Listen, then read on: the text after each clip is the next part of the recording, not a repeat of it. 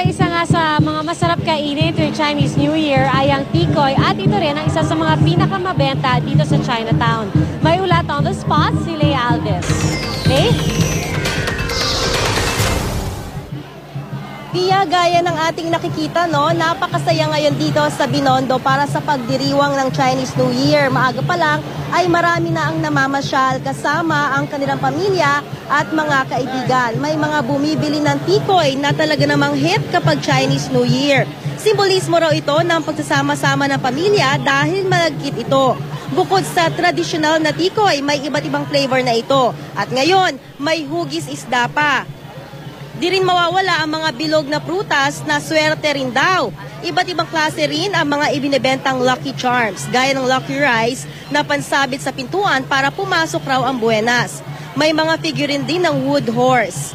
Ang mga ito ay simbolismo lamang daw ng swerte dahil ang susi raw talaga sa tagumpay ay pagsisipag at pagsusumikap. May mga kababayan din tayong nagisindi ng insenso kasabay ng kanilang mga dasal para sa pagpasok ng bagong taon sa lunar calendar.